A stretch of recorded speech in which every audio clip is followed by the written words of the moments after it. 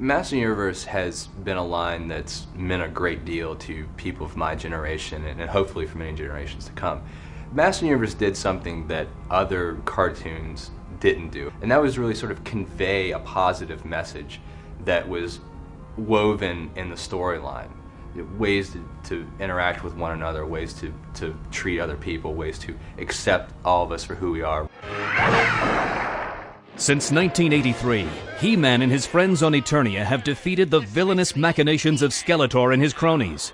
But perhaps more importantly, the He-Man cartoons have won the hearts of young people all over the world.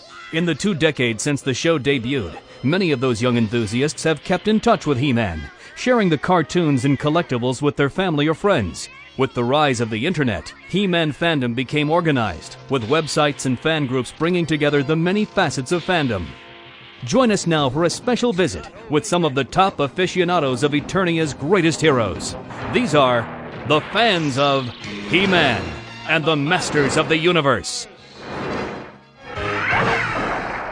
I discovered the cartoon in 1983 August. It was a week before the show actually aired. In the UK back in 1983 we had 4 terrestrial channels, no cable, no satellite, so us poor people in the UK were quite limited to what we could watch. A week before the show aired, there was a trailer for He-Man and the Master Universe. The trailer featured scenes from Diamond Ray of Disappearance. He had there was a panning shot of the villains, He-Man doing his Eye of the Power pose and all that. It was quite interesting. At the age of 8, when He-Man first premiered on television, I heard some kids in school talking about the new He-Man show that was going to be coming out. In keeping with trying to fit in with them, I went home and watched the show and fell in love with it. My experience with He-Man was, growing up, I was a little too young for the whole Super Friends and the whole after school specials. So He-Man was the best combination of them both, because you had the whole action hero, Superman sort of guy as He-Man with his Clark Kent personality, and then you had the moral at the end of the story. So I loved watching the cartoons every day after school, because it was just the best of everything. The fact that as a picked on fat kid, I always wanted his power. It was to just take care of everything with a swipe of a sword and a call out to Grayskull, and I could just take care of business. And it was just living up to that fantasy of being that superhero that was perfect age for. But as a 10-year-old and 11-year-old watching them, I was fascinated. I couldn't get enough of the whole magical, Narnia-esque Eternia that was mystical, and you never knew where things were coming from, and there was all these different play sets and things of, lands that you've never heard of that all ended in IA and, O's and things like that. You were just this whole world that was not Metropolis or a city that you could go to. It was just this fantasy land, and there was so much with his, the fact that he had so many, such an army of friends and such a huge army of enemies. It was what the equivalent of the Super Friends and the whole, good guys versus bad guys armies. You wanted to, know every single one of them, because they all each had their own special little, gadget or power.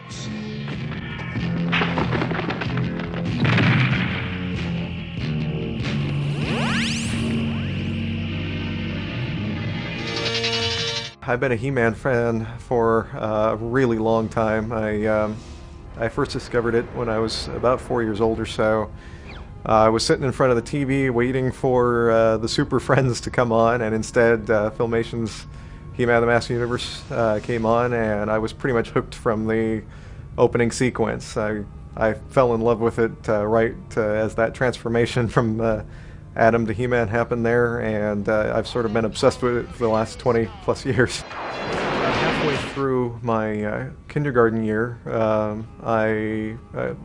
shortly after my birthday in February, I became ill and was in the hospital and was being treated for a number of different things. Even through all of that, I was really obsessed with the Masters of the Universe. I would be devastated if I missed an episode one day on TV, even if it was one I'd seen 1,000 times over. I remember trying to make sure I got the nurses to turn it on in the hospital room when I was in there. I remember being at home very ill and trying to watch it on our TV that was always a little bit green before I lost my vision. And then gradually as that summer went on, I lost my vision completely. May I touch your face? Oh, sure. But why do you want to do that? It's the way I see. What it meant to me as a child was sort of an escape from what was going on, being ill and losing my vision. Gradually, as time went by, it became sort of the thing I latched on to from of my memories of being able to see. I remember what the cartoon looks like. I remember what my He-Man birthday cake looked like as a kid, my 6th birthday. It's sort of been something that really stuck with me that way, and over the years, that was kind of what helped fuel it. But aside from that, I loved the whole fantasy sci-fi blend. Those are two genres that I've continued to be a fan of my whole life, and I think that Masters of the Universe probably has the best blend of those two genres. I was the only gay kid in high school. I was the only one that watched He-Man. Everything just kind of fit in that center of isolation, and it's the only thing that you ever did or the secret that you had. As a gay kid, I kind of identified with the fact that he had a secret. I mean, he was Prince Adam. It was Clark Kent, but it was Prince Adam, and nobody knew who Prince Adam was versus He-Man. So they never got the connection, even though they had the exact same hair and face and body. It was sort of like, when Tila always wanted to know where He-Man was when Prince Adam was around, where Prince Adam was where He-Man was, knowing that he had this power, this magical secret, was kind of the same thing that I had growing up. It was like, I kind of sense that there's this, power inside me, I guess.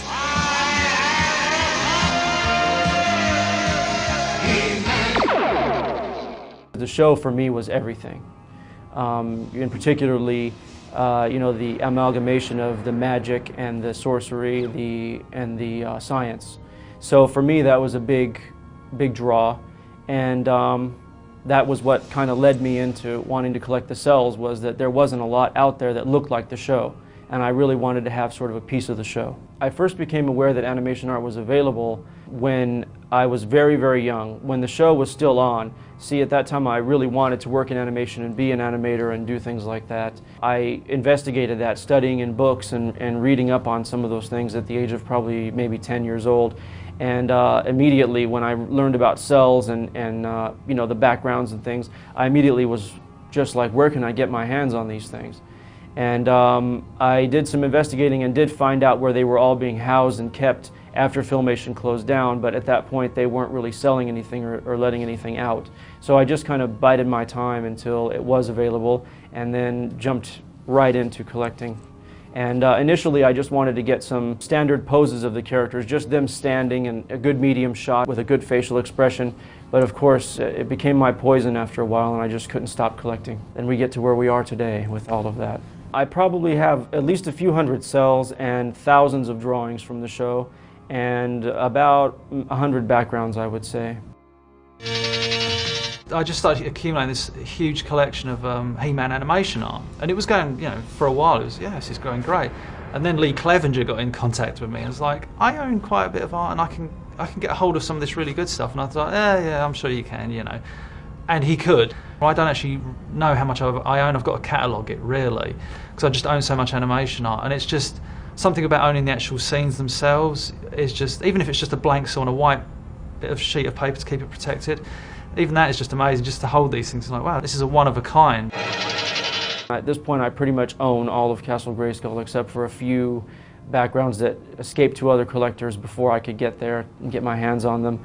And in terms of cells, just key moments from very special episodes are my favorites. And I do have at least one cell of pretty much every character, but the key moments are the most special ones. Initially, when I first bought it, I used to frame every piece that I got in a very large frame and find a place for it on the wall. But over time, the frames had to become smaller to accommodate more pieces, and then from that point, it ended up being I had too many pieces to possibly ever frame. The walls would fall down if I tried to put it all up at this point. So at this point, I have a big walk-in closet that houses a lot of the artwork, and then a special cabinet that has a lot of artwork as well, and it's just not possible to display it all. But I do regularly, at least maybe once a month, go through a lot of the artwork and look at it, just try to enjoy it.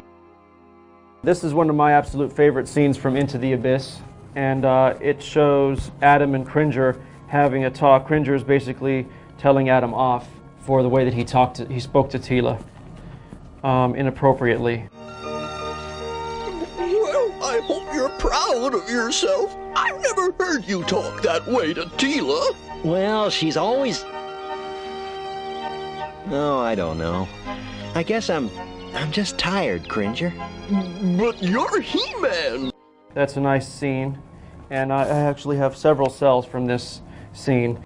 I like this scene very much because of the interplay between the characters. Again, for me, it was all about the heart of the show and the way that the characters related in the smaller moments. Obviously, this isn't a big action scene, but it shows a lot of character development, in particular for Cringer, and the way that he and Adam's relationship isn't so much Adam just making Cringer subservient to him. It shows that Cringer has his own personality and attitude. The most I've probably ever paid for a piece of artwork was probably about $3,000, I think, for one of the Castle Grayskulls that I purchased. This is my absolute favorite shot of Castle Grayskull because it's the first time in the first episode that you would see Castle Grayskull, Diamond Ray, which is actually the fourth episode, but the first shown. This is the first time that you would see the castle itself. And so this, I particularly like the expression sort of on the face, and the fact that it's a nighttime shot. The castle always looked best at night to me. And in that particular scene, you had He-Man in silhouette here on the bone bridge, getting ready to open the castle, getting ready to open the drawbridge. By the power of Grayskull, I command the drawbridge open!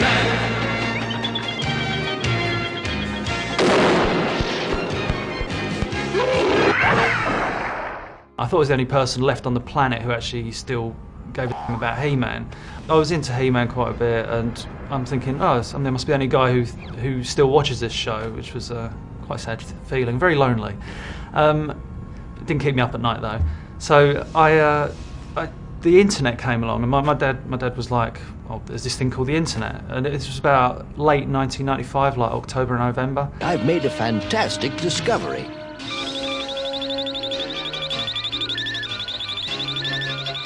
That stuff's for geeks. No, but who uses the internet? What's on there? And my dad said, oh, let's search for a few things. One of the things I searched for was He-Man, and there was one website on the internet. It was a guy called Kevin Herbert.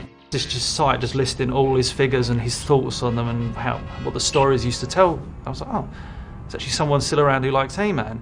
About a couple of months later, a guy called Adam Tyner, who's one of the original guys in the He-Man community, appeared online with his internet page. And he had like various episode reviews and stuff. And I started conversing with him, and and that's how it began. And the internet community for He-Man was slowly beginning.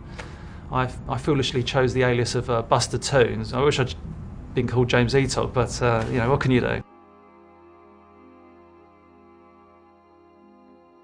Being a fan of He-Man, I decided to do a website, and I was predominantly a fan of the cartoon. That was the thing that was closest to my heart. So I thought, right, I'm going to do a website and just wax lyrically about He-Man, everything I thought that was good and bad about it, compile this episode list, get opinions from the fans, talk about specific things about the show.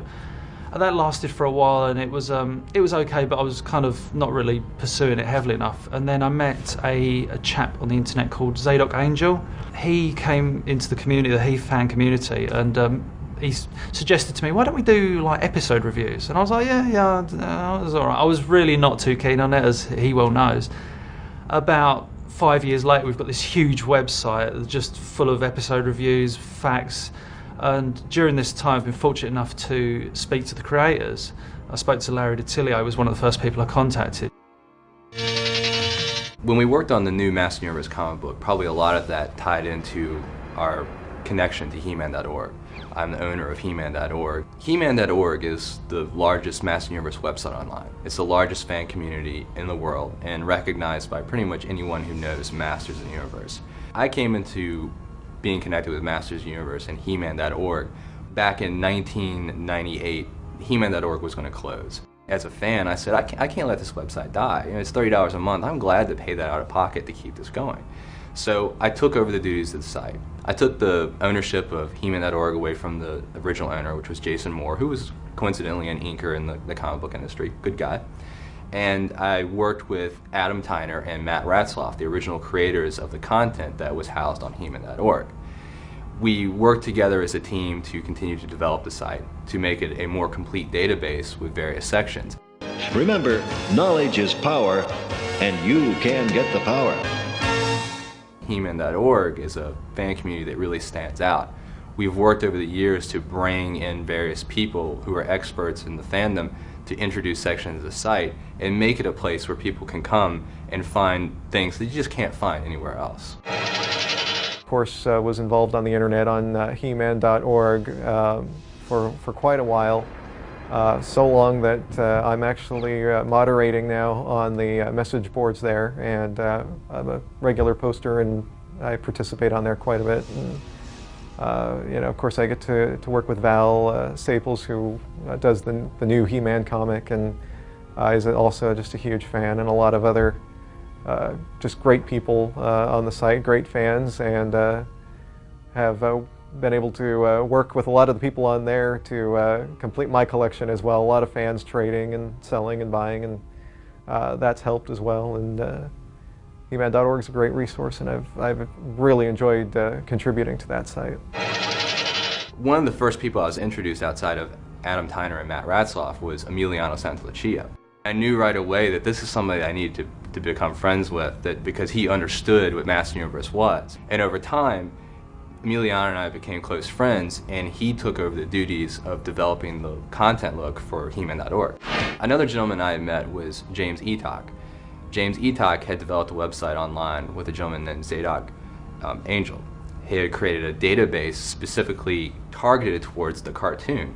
The cartoon was something we lacked on the website, and the comprehensive ability of this website, the knowledge that it had, was just unseen online. And this was another gentleman I knew that be somebody key to working with the Master Universe line. Since then, James has come to He-Man.org and has included his cartoon database as part of the site, and has also come on to work on the comic book with us, and is working on the new Master Universe DVD. For the box sets, we've just been doing so much research, and this has led to, as if it can happen, more discovery on the series. Andy Mangles has passed to me more information about the series from the writers. Just last night, I was going through a 65-page document of episode synopses, 50 of which had never been made. It's fantastic, and just lots of just fantastic stuff, and storyboards and everything. So it's one of the great things about being a He-Man fan, is that you're always discovering stuff. Just when you think you know enough about the cartoon, then someone throws a ton of stuff your way and it's more stuff. As He-Man.org continues to grow online, we want it to continue to be untouchable. When you come to this website, we want it to outshine other lines that are out there. We want to have creative databases where fans can put input in for reviews and their own artwork. We want to have different abilities with the marketplace where people can be more interactive and have feedback and converse with each other and have reputable identities, so they know that they can trust each other more frequently and know the people they're working with. We want this to be a real, true community that not only has content, but is a real family environment for fans and for people who care about Masters of the Universe. Characters on the show that I really loved were Orko, because Orko was essentially the comedy relief, because he would always mess things up or come up with some spell and it would turn everybody into peanut butter sandwiches, or it was something weird that he would mess up that He-Man would have to fix.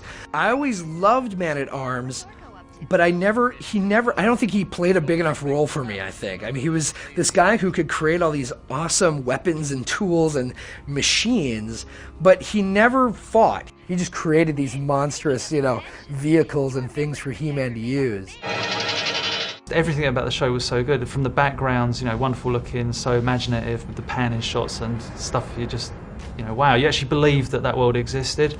The characters were so well written, the animation was fantastic. The directing, you think, well, how can directing on He-Man be different? All the directors had their own style. The voice acting from John Irwin, Linda Gary, Alan Oppenheimer, Lou Scheimer, Erica Scheimer was was fantastic. You know, you sit back and listen to these characters, and it's, you know, you close your eyes and you can just hear these conversations going on.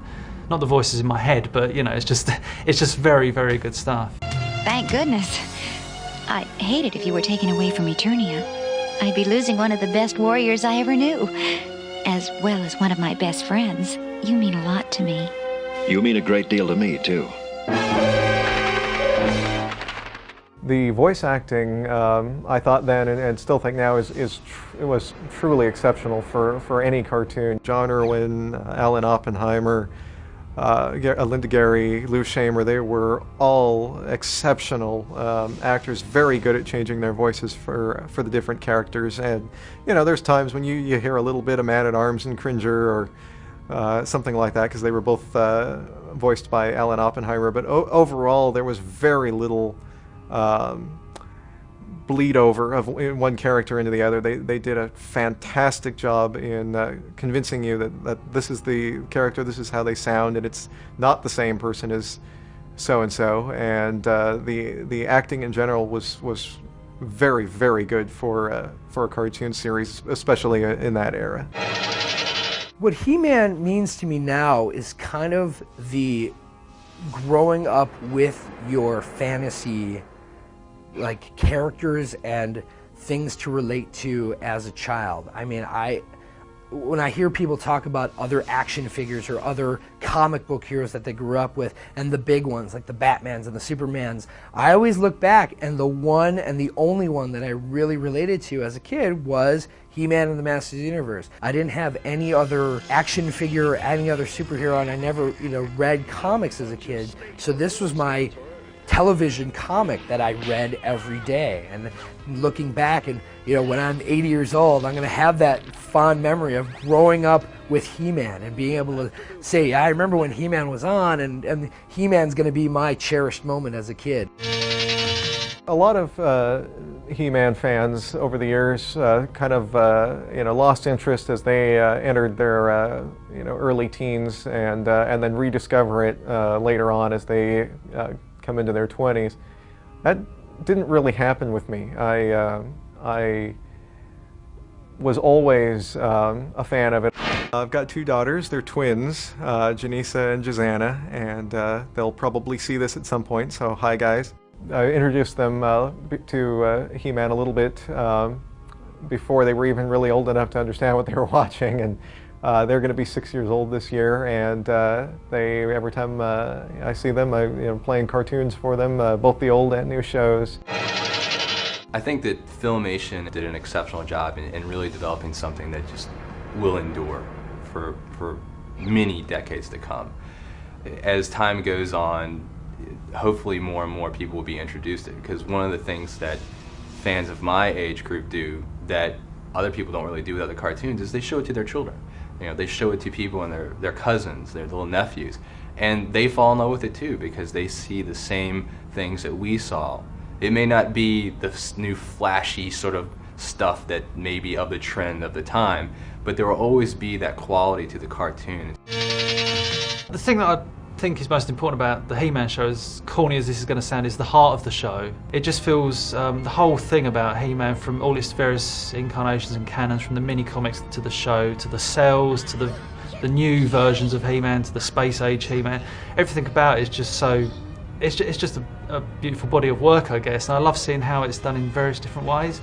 But when you get down to it, it's just, especially with the Filmation show, it's just the heart of the show. It's just something so lovely about it. It's just a great feeling to watch. When people ask me, you know, what's it like working on He-Man, it's a blast. It's an honour, really, to be, you know, many years when I'm gone, that maybe someone will pick up a DVD and go, who is this James Eatock character, and what a freak he looks like, you know, and this guy's waffling on about He-Man, but it's what I love. I am a geek, and I'm happy to admit that. I'm a geek. So yeah, there we go.